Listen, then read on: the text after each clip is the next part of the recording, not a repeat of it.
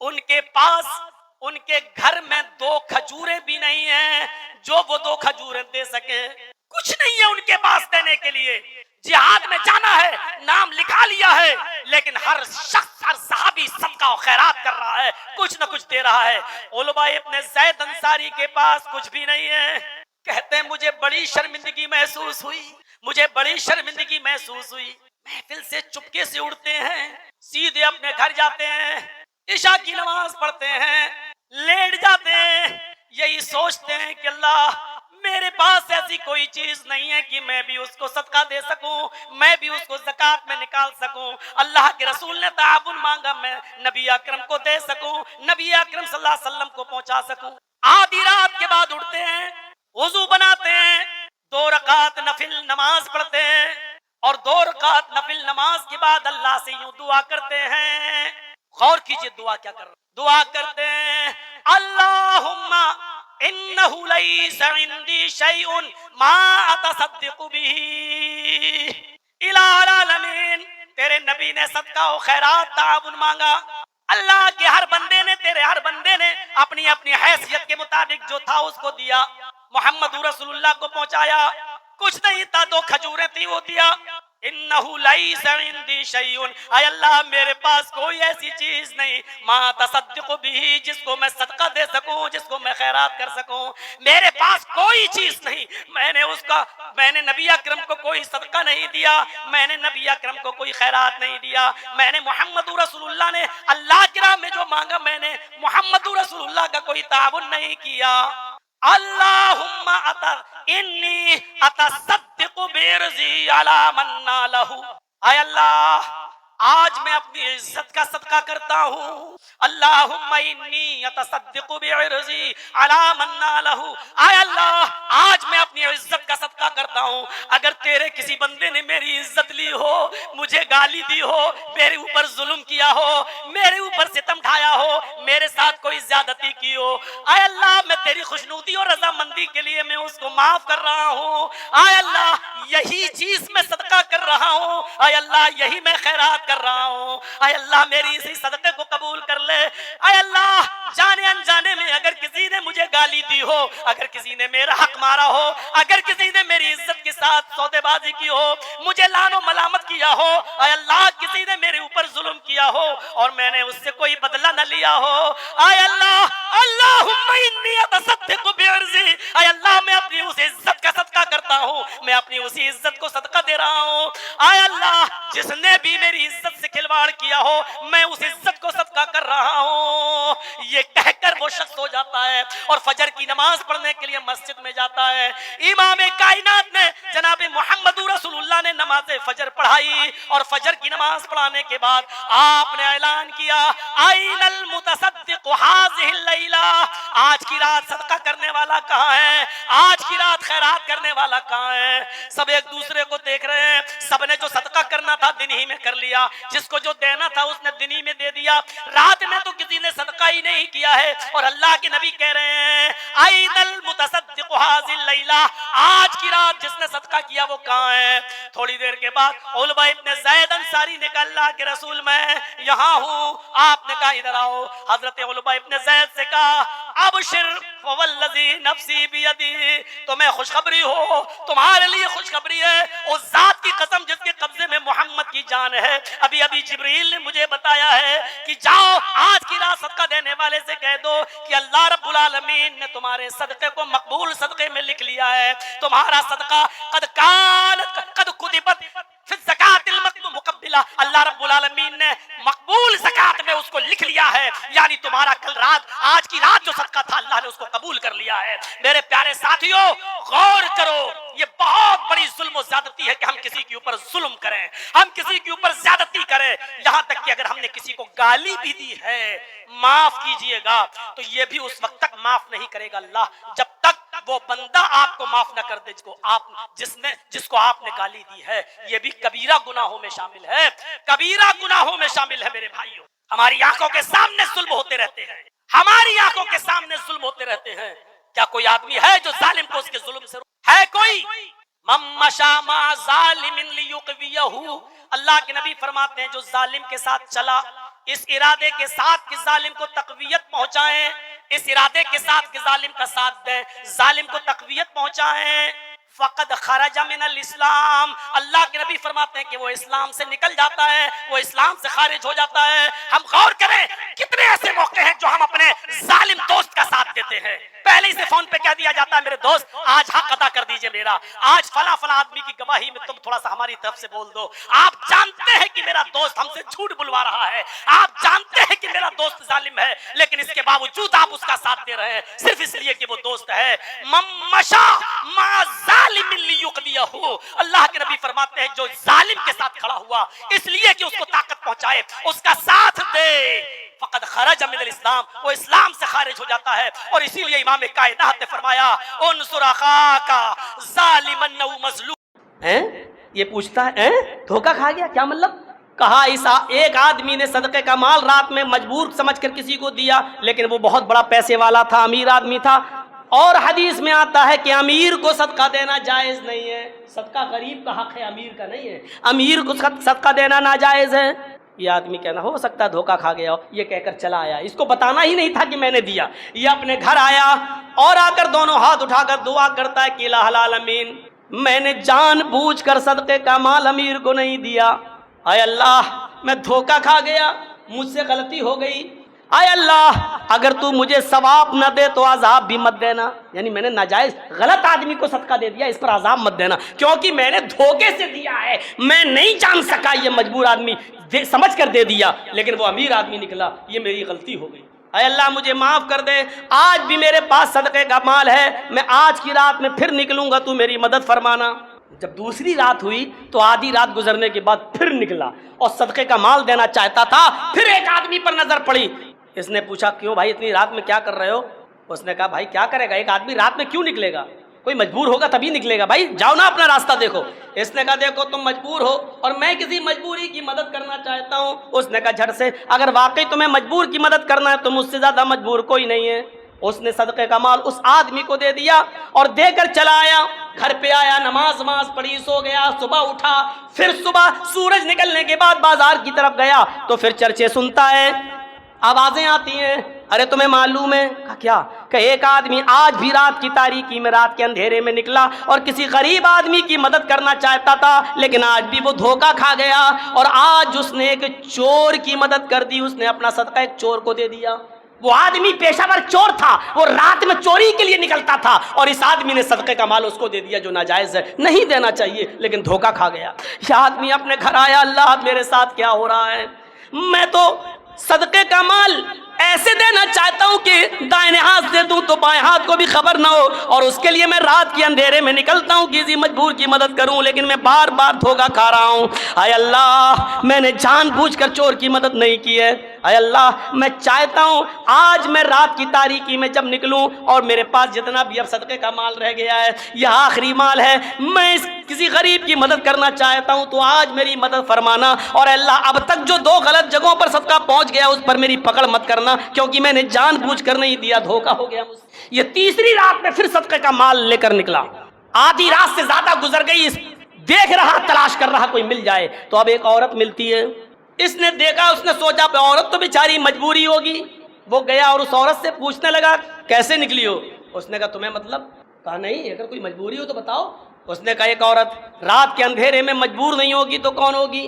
میرے بچے بھوکے ہیں اور میں مجھے کھلانے کے لیے ان کے پاس کچھ نہیں ہے، اس لیے میں باہر نکلی ہوں، اللہ کا کوئی بندہ مجھے بھیک دے دے تاکہ میں اپنے بچوں کا پیٹ پال سکوں۔ اس نے صدقے کا مال اس عورت کو دے دیا اور کہا جاؤ لے جاؤ تم صدقے کا مال، اس کو دے دیا۔ کہا تم کون ہو بھائی؟ کہا کہ یہ مت پوچھو کہ میں کون ہوں، میں کسی غریب ہی کی تلاش کر رہا تھا، تم مل گئی اور حقیقت میں تم غریب لگ رہی ہو، لے جاؤ۔ دے دیا اس کو، چلا آیا گھر پہ سویا، صبح نماز پڑھی، سورج نکلا، پھر مارکیٹ کی طرف گیا، بازار میں پھر چرچا سنتا ہے، اور کیا سنتا ہے؟ اللہ کا ایک نیک بندہ آج بھی کسی غریب کی مدد کرنے کے لیے نکلا، لیکن آج بھی وہ دھوکہ کھا گیا، اور بجائے کسی غریب آدمی کی مدد کرنے کے آج اس نے ایک عورت کو صدقے کا مال دے دیا۔ لیکن وہ عورت مجبور نہیں تھی، وہ پیشہ ور تھی، وہ اپنا جسم بیچتی تھی، وہ کسٹمر رات کی تاریکی میں تلاش کرتی تھی، وہ زانی اور بد چلن عورت تھی، وہ اپنے جسم کو بیچ کر دھندا کرتی تھی، آج اس نے ایک زانی اور بد چلن عورت کو صدقہ دے دیا۔ یہ آدمی اپنے گھر آیا اور رات کی تاریکی میں اپنے گھر پہ اب رات ہوتی ہے، کہتا ہے کہ الہ العالمین، صبح سے شام تک تو پریشان رہا، رات میں کہتا اللہ میرے پاس اب صدقے کا مال ہی نہیں ہے کہ میں دے سکوں، آئے اللہ میں نے جتنا بھی صدقہ کیا اس پر اگر مجھے ثواب نہ ملے تو عذاب بھی مت دینا، اس لیے کہ میں نے غلط جگہ پر صدقہ کر دیا ہے لیکن جان بوجھ کر نہیں کیا، میری نیت ایسی نہیں تھی۔ نیت پر میں آپ کو لا رہا ہوں، یہ پورا واقعہ جو بتا رہا ہوں اس پر میں نیت پر ڈیپینڈ ہے، نیت پر بتاتا ہوں۔ میرے بھائیو، اے اللہ مجھے اگر ثواب نہ ملے تو عذاب بھی نہ ملے، اے اللہ میں نے جان بوجھ کر ایسا نہیں کیا، اور یہ کہہ کر سو گیا۔ حدیث کے الفاظ ہیں، جب آخری رات میں سو رہا تھا تو اللہ رب العالمین نے اس کو خواب میں دکھایا کہ کوئی اس سے کہہ رہا ہے اے اللہ کے نیک بندے تو مایوس کیوں ہوتا ہے، تو پریشان کیوں ہوتا ہے، اللہ تعالیٰ نے تیرے صدقے کو قبول کر لیا۔ ارے تو نے ناجائز جگہ پر دیا ہے لیکن تیری نیت تو نہیں تھی، تو کسی غریب کی مدد کرنا چاہتا تھا نا، تو تجھے تیری نیت کے مطابق ثواب مل گیا، اللہ نے تیرے صدقے کو قبول کر لیا، لیکن تیرے صدقے کی برکت سے اللہ نے ان تینوں کو بھی ہدایت دے دی۔ جس امیر کو تو نے صدقہ دیا اس امیر نے صدقے کا ایک درہم بھی نہیں کھایا بلکہ اس نے وہ مال سب غریبوں میں بانٹ دیا، اور جس چور کو تو نے صدقہ دیا اس چور نے چوری سے توبہ کر لی اور کہا آئندہ میں کبھی چوری نہیں کروں گا، اللہ نے اس چور کو بھی تیرے صدقے سے ہدایت دے دی، اور جس زانیہ اور بچن عورت کو تو نے صدقہ دیا اس عورت نے بھی توبہ اور استغفار کر لیا، اور جس فروشی سے توبہ کر لی اور اس نے اپنا یہ گھورک دھندا، یہ غلط کام اس نے بند کر دیا۔ میرے پیارے ساتھیوں، آج ہم دیکھتے ہیں بہت سے سماج کے اندر لوگ چوریاں کرتے ہیں، ڈکیتیاں ڈالتے ہیں، ہم دیکھتے ہیں کہ بہت سے لوگ غلط کام کرتے ہیں، ہمیں نہیں معلوم کہ ان کی مجبوریاں کیا ہیں۔ ایسے لوگوں کو میرے پیارے ساتھیوں آپ ان کی مجبوریوں کو تلاش کریں اور دیکھیں اور پتہ لگائیں کہ ان کے پیچھے کیا چیز ہے۔ ایسا تو نہیں کہ یہ مجبوری ان کی اس لیے ہو کہ ان کو نوکری نہ مل رہی ہو، یا ایسا ہو کہ سماج ان کو دھتکار رہا ہو، یا ایسا کہ کوئی آدمی ان کو اپنے شراب پینے کے بعد نشہ اتنا آیا کہ آپ کو ہوش ہی نہیں ہے، تب آپ کا وضو ٹوٹ جائے گا، کیونکہ اب آپ کو ہوش نہیں ہے۔ وضو آپ کا تب ٹوٹے گا، لیکن شراب پینے سے وضو نہیں ٹوٹے گا، لیکن شراب پینے کا گناہ پڑے گا۔ اس سے بھی زیادہ کھل کے کہہ دوں، ماں بہن کی گالیاں جو لوگ دے دیتے ہیں وضو کی حالت میں، گالی دینے سے بھی وضو نہیں ٹوٹے گا، کیونکہ شریعت نے وضو ٹوٹنے کی جو شرائط بتائی ہیں ان میں گالی دینا شامل نہیں ہے۔ گالی دینے سے بھی وضو نہیں ٹوٹے گا، لیکن گالی دینے کا گناہ پڑے گا۔ ہاں، اونٹ کا گوشت کھانے سے وضو ٹوٹ جائے، ساری کوئی بھی چیز کھائیے، کسی بھی چیز کے کھانے سے وضو نہیں ٹوٹے گا، لیکن اونٹ کا گوشت کھانے سے وضو ٹوٹ جائے گا۔ یہ حدیث ہے، کیوں ٹوٹے گا مصلحت نہیں معلوم ہے، لیکن بعض علماء نے لکھا ہے، شارحین حدیث نے لکھا ہے، چونکہ اونٹ بہت گرم ہوتا ہے اور گرم چیز کھانے کے بعد اس کی گرمی کو ختم کرنے کے لیے پانی کی ضرورت پڑتی ہے، اس لیے وضو بتایا ہے، لیکن یہ مصلحت ایسے ہی لوگوں نے بتا دی ہے، اس کی کوئی دلیل نہیں ہے۔ جہاں تک میرا اپنا علمی ناقص علم کا تقاضا ہے، میں کہہ سکتا ہوں کہ وضو کے ٹوٹنے کی شاید یہ وجہ ہو سکتی ہے کہ اونٹوں کے اوپر جنات کا سایہ زیادہ، اونٹ کے اوپر اکثر جنات کا سایہ زیادہ ہوتا ہے، اور جنات آگ سے پیدا ہوتے ہیں، اس لیے آگ کو بجھانے کے لیے پانی کی ضرورت پڑتی ہے، اس لیے اونٹ کو کھا کر، اس کا گوشت کھا کر کہیں اونٹ کے اوپر جو سوار جنات اس کا اثر آپ کے اوپر نہ آ جائے، اس لیے اس جنات کے اثر کو ختم کرنے کے لیے وضو کی ضرورت ہے۔ وضو بنا لیں گے تو اثر ختم ہو جائے گا، شاید اس لیے وضو بتایا ہو، لیکن وجہ کچھ بھی ہو، سچ یہ ہے کہ اونٹ کا گوشت کھانے سے وضو ٹوٹ جائے۔ ہمیں وضو بنانا ہے اونٹ کا گوشت کھا کر، مثلا ہم باوضو ہیں، کسی نے اونٹ کا گوشت دے دیا، ہم نے کھا لیا، اب ہمارا وضو نہیں رہا، اب ہمیں نماز پڑھنا ہے تو وضو بنانا پڑے گا، مصلحت کچھ بھی ہو ہمیں یہ حکم ماننا ہے، کیونکہ جناب محمد رسول اللہ صلی اللہ علیہ وسلم نے فرمایا ہے۔ تو یہ مرغی کھائیے، بکری کھائیے، گائے کھائیے، بھینس کھائیے، جتنے حلال جانور کھائیے، باوضو ہیں، آپ کا وضو نہیں ٹوٹے گا، لیکن اونٹ کا گوشت کھائیں گے اس کے بعد وضو آپ کا ٹوٹ جائے گا۔ اور چیزوں سے وضو نہیں ٹوٹے گا، گالی آپ دے رہے ہیں نہیں ٹوٹے گا وضو، لیکن ہاں گالی دینے کا گناہ پڑے گا۔ اب سوال یہ کہ ہم نے کسی کو گالی دی، تیری ماں کا تیری، اب گالی دینے کے بعد وضو ہے ہی، اب ہم نماز پڑھنے جائیں، ہاں جا سکتے، مولانا صاحب گالی دی تو اب کیا کرو گے؟ گالی دی دوبارہ وضو بناؤ گے؟ گالی دینے سے وضو تھوڑی ٹوٹا، وہ تو گناہ تیرا لکھ گیا ہے، بائیں ہاتھ کے کاندھے پر جو فرشتہ ہے اس نے لکھ لیا تیرا گناہ۔ اب تم جاؤ اللہ اکبر کہو، نماز پڑھو، اب اس میں دعا تو آئے گی، اعوذ باللہ من الشیطان الرجیم بسم اللہ الرحمن الرحیم، بھائی سبحانک اللہم پڑھو گے تو اس میں پڑھو گے نا، ولا الہ غیرک اعوذ باللہ من الشیطان الرجیم بسم اللہ الرحمن الرحیم الحمدللہ رب العالمین الرحمن الرحیم. اللہم باعد پڑھو گے تب بھی اللہم باعد بینی و بین خطایا کما باعدت بین المشرق والمغرب اللہم نقنی من الخطایا کما ینقی الثوب الابیض من الدنس. یہ پوری دعا پڑھو گے. اس کے بعد پڑھو گے اعوذ باللہ من الشیطان الرجیم بسم اللہ الرحمن الرحیم. جہاں آپ نے گالی دی اعوذ باللہ من الشیطان الرجیم پڑھنے کے بعد آپ نے اس اثر کو ختم کر دیا، لیکن گالی دینے کا گناہ آپ کو پڑے گا. تو میرے بھائیو اس بات کو یاد رکھیے گا. مسئلے ہیں یہ چھوٹے چھوٹے، ان کو اپنے ذہن میں رکھیے گا. ہر حرام چیز ناپاک نہیں ہوتی ہے. مسئلہ یاد رکھیے گا، ہر حرام چیز ناپاک نہیں ہوتی ہے. مثلا ہم نماز پڑھنے کے لیے جا رہے ہیں، اچانک کوئی آدمی شراب پی رہا اور شراب کی بوتل سے شراب گری اور میرے کپڑوں پہ گر گئی. اب شراب ہمارے کپڑوں پہ لگی ہوئی ہے، کیا اس شراب سے ہمارا کپڑا ناپاک ہو جائے گا؟ کیا ہم دھوئیں گے اس کے بعد جائیں گے نماز پڑھنے کے لیے؟ تو مسئلہ یاد رکھ میرے بھائیو، شراب حرام تو ہے لیکن ناپاک نہیں. اور ناپاک نہ ہو، صرف حرام ہے، صرف حرام ہے، یعنی اس کو آپ پی نہیں سکتے، اس کا پینا حرام ہے. لیکن کپڑے پہ اگر آپ کی گر گئی ہے اور نماز کی جماعت کھڑی ہے تو آپ اسی کپڑے میں نماز پڑھ لیجیے، آپ کی نماز ہو جائے گی. اسی طریقے سے آپ نے کسی جانور کو ذبح کیا، بکرے کو، اور چھری چلاتے وقت خون کی چھینٹیں آپ کے کپڑے پہ آ گئیں. خون حرام تو ہے. انما حرم علیکم المیتۃ والدم، اللہ نے خود کہا تمہارے اوپر مردار حرام ہے، تمہارے اوپر خون حرام ہے، تمہارے اوپر لحم الخنزیر، سور کا گوشت حرام ہے. کہا ہے، سن لیجئے، خون حرام تو ہے، آپ خون پی نہیں سکتے ہیں. خون جب آپ نکالیں گے تو جم جائے گا. جمع ہوا خون آپ چاقو سے کاٹ کر آگ میں بھون کر کھا نہیں سکتے. مہاراشٹر میں کوکن میں بہت سے لوگ کھاتے ہیں. بھینس کاٹی، کوئی بھی کتا کاٹا، کچھ بھی کاٹا تو بلڈ جو نکلا اس کو ایک پلیٹ میں جمع کیا، اس کو جمایا، چاقو سے کاٹا اور پنیر کی طرح ہو جاتا ہے. وہ چاقو میں لگایا، آگ میں بھونا اور کھا رہے ہیں اس کو. خون کھانا اور خون پینا حرام ہے لیکن ناپاک نہیں ہے. ناپاک کی دلیل چاہیے، ناپاک نہیں ہے. ہر حرام چیز ناپاک نہیں ہوتی ہے. کپڑے پہ گر جائے تو آپ نماز پڑھ سکتے ہیں، آپ کی نماز ہو جائے گی. بہت سی چیزیں پاک ہوتی ہیں لیکن گندگی میں شامل ہے. گندگی میں شامل ہے ناک. ناک کیا ہے؟ کوئی آدمی ناک چاٹ لے گا؟ نہیں، لیکن پاک ہے. اگر نماز کی حالت میں ہم چھینکے ہوں اور پوری بھر گئی ناک، تب آپ کیا کریں گے؟ آپ کے پاکٹ میں رومال ہو، نکالیے، پوچھئے، رومال جیب میں رکھ دیجئے. وہی رومال ہے، ناک اس میں بھر لی ہے اور اسی رومال کو آپ نے جیب میں بھر لیا، آپ نماز پڑھ سکتے ہیں. رومال نہیں ہے تو آپ کیا کریں گے؟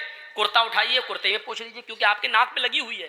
کیا کریں گے آپ؟ کرتا اٹھائیے، پوچھ لیجیے، اور آپ اسی میں نماز پڑھیں گے. تو ناک گندی تو ہے لیکن ناپاک نہیں ہے. تھوک، تھوک زمین پر، ہمارے منہ میں تھوک ہے، پی گئے، کھا گئے. ہر آدمی کے ساتھ ایسا ہوتا ہے. اپنا تھوک آدمی نگل جاتا ہے، کوئی بات نہیں، لیکن اپنا ہی تھوک اگر زمین پر تھوک دے اس کے بعد کہو چاٹو تو نہیں چاٹے گا. ہم کھانسے، بلگم آ گیا، اب بلگم کیا کرے؟ رومال نہیں ہے، دامن میں پوچھ لیا، نماز پڑھ رہے ہیں. یہ گندا تو ہے لیکن ناپاک نہیں ہے. یاد رکھیے، ہر حرام چیز ناپاک نہیں ہوتی ہے. کتا حرام بھی ہے اور ناپاک بھی ہے. دیکھ رہے ہیں، کتا حرام بھی ہے اور ناپاک بھی ہے. آپ کتا کاٹ کر نہیں کھا سکتے ہیں کیونکہ وہ حرام ہے اور ناپاک بھی ہے. اگر کتا ہمارے برتن میں منہ ڈال دے تو اس برتن کو 7 مرتبہ دھلنا پڑے گا. پہلی مرتبہ مٹی سے یا آخری بار مٹی سے. اب آج کل مٹی نہیں ہے، صابن سرف وغیرہ ہے، تو اس کو ایک بار سرف سے بھی دھلنا پڑے گا.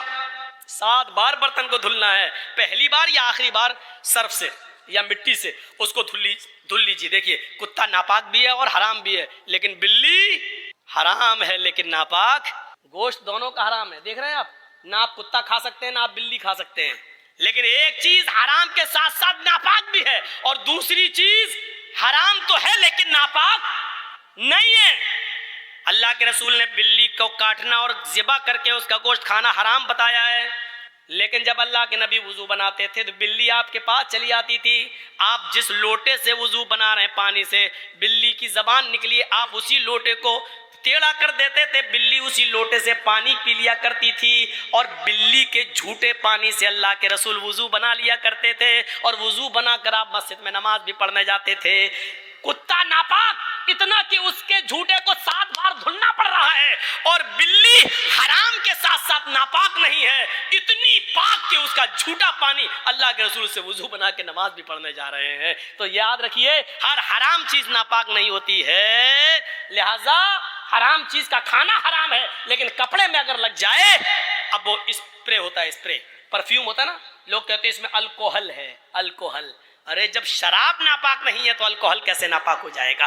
الکوہل پینا حرام ہے، الکوہل کھانا حرام ہے، الکوہل کی بوتل لا کر آپ پیئیں گے یہ حرام ہے، لیکن الکوہل اگر کپڑے میں لگ جائے، خوشبو ہے، پرفیوم میں ہے، مارا اسپرے، اور نماز پڑھنے جا سکتے ہیں؟ ہاں جا سکتے ہو، اس میں الکوہل ہے، بنا رہنے دو الکوہل، الکوہل تو فوراً اڑ جاتا ہے، جیسے ہی آپ نے مارا اسپرے کی خوشبو آپ کے اس پہ آئی اور الکوہل اڑ جاتا ہے، الکوہل رکتا نہیں ہے۔ ہومیوپیتھک میڈیسین میں الکوہل ڈالا جاتا ہے، اور جب الکوہل جب آپ ایسے پکڑیں گے اور پانی میں بوند ڈالیں گے، ہومیوپیتھک ڈراپس ڈالیں گے، لیکوڈ ہومیوپیتھ، تو وہ الکوہل اڑتا جائے گا، الکوہل رکتا نہیں ہے۔ تو میرے بھائیوں، پرفیوم لگا کر بھی نماز پڑھنا جائز ہے، اگرچہ پرفیوم میں الکوہل کیوں نہ ہو، نماز پڑھ سکتے ہیں، کیونکہ حرام تو ہو سکتا ہے لیکن ناپاک نہیں۔ اچھا، اب لوگ کہیں گے حرام تو ہے، حرام تو ہے، حرام چیز کپڑے پہ لگ جائے تو کیسے نماز ہو جائے گی؟ بالکل ایسے ہی جیسے حضرت ابو ہریرہ بلی کو گود میں لے کے نماز پڑھ لیتے تھے۔ میں پوچھتا ہوں کہ حرام ہے پھر گود میں کیوں لے رہے ہیں؟ حرام ہے، اللہ کے نبی کیوں اٹھا رہے ہیں؟ اچھا، گدھا کیا ہے؟ وہ بھی تو حرام ہے، لیکن اللہ کے رسول گدھے کی پیٹھ پر بیٹھ کر سواری کر رہے ہیں اور چل رہے ہیں۔ اگر گدھا ناپاک ہوتا تو اللہ کے رسول صلی اللہ علیہ وسلم اس ناپاک جانور پر بیٹھ کر سواری نہیں کرتے، اس کے جسم سے نکلنے والے پسینے سے اللہ کے رسول کے کپڑے بھی ناپاک ہو جاتے، لیکن اللہ کے رسول گدھے کی سواری بھی کیا کرتے تھے، سفر بھی کرتے تھے گدھے پر بیٹھ کر، اور آ کر آپ انہی کپڑوں میں نماز بھی پڑھتے تھے۔ اچھا، سونا کیا ہے؟ سونا مرد کے لیے کیا ہے؟ سونا مرد کے لیے حرام ہے۔ آپ سونے کی انگوٹھی نہیں پہن سکتے ہیں، آپ سونے کی چین نہیں لگا سکتے ہیں، آپ سونے کی کوئی چیز مرد اپنے جسم پر استعمال نہیں کر سکتا ہے، لیکن اگر وہ اپنی بیوی کے لیے سونے کی چین بنوا کے جا رہا ہے، سونے کی چوڑی لے کر جا رہا ہے، لیکن اذان کا وقت ہو جاتا ہے، مسجد میں جا رہا ہے، وہ سونا جو مرد کے لیے حرام ہے، لیکن سونے کی انگوٹھی، سونے کی چین اس کی جیب میں پڑی ہوئی ہے، اس کی نماز ہو جائے گی، اس لیے کہ سونا حرام ہے مرد کے لیے لیکن ناپاک نہیں ہے۔ اتنا یاد رکھیے کہ کچھ چیزیں ناپاک تو ہیں لیکن کچھ چیزیں حرام تو ہے لیکن ناپاک نہیں، کچھ چیزیں حرام ہیں تو اس کے ساتھ ناپاک بھی ہے، جیسے کتا حرام ہے اور ناپاک بھی ہے۔ ہم کتے کو گود میں اٹھا نہیں سکتے، اگر اٹھا لیا تو ہمیں کپڑے دھلنا پڑیں گے، اگر سوکھا کتا بھی